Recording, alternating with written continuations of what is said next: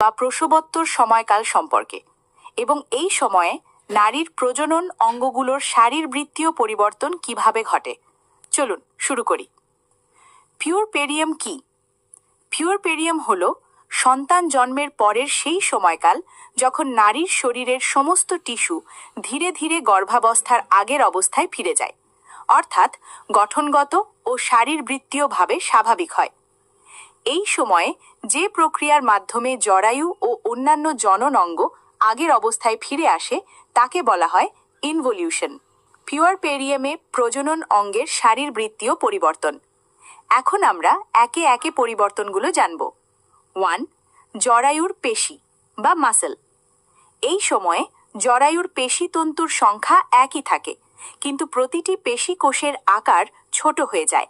গর্ভাবস্থার hormone oestrogen ও progesterone কমে যাওয়ায় জরায়ুতে কোলাজিনেজ ও প্রোটিওলাইটিক এনজাইমের কার্যকারিতা বেড়ে যায়, ফলে জরায়ু সংকুচিত হতে শুরু করে। 2. রক্তনালী। জরায়ুর ধমনীগুলো নিজেদের দেওয়াল সংকুচিত করে এবং ভিতরের স্তর পুরু হয়ে যায়। এরপর সেখানে থ্রম্বোসিস হয়। নতুন রক্তনালী ধীরে ধীরে এই থ্রম্বাইয়ের ভেতরে গজায়। পুরনো টিস্যুতে হাইলিন ডিজেনারেশন ঘটে এবং সেগুলো ম্যাক্রোফেজ দ্বারা অপসারিত হয়। 3.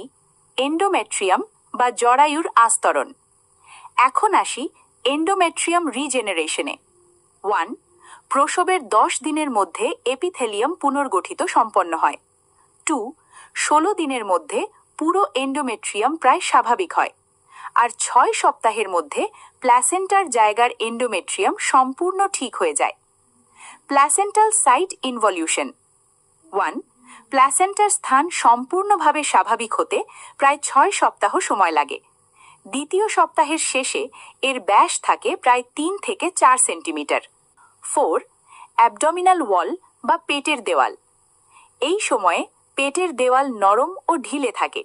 স্বাভাবিক অবস্থায় ফিরতে এগুলোর কয়েক সপ্তাহ সময় লাগে। 5.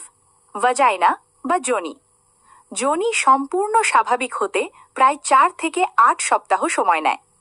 যোনির টোন কিছুটা ফিরে এলেও এটি আর কখনোই পুরোপুরি আগের ভার্জিন অবস্থায় ফিরে যায় না। তৃতীয় সপ্তাহে রোগে আংশিকভাবে আবার দেখা যায়। লোকিয়া কি?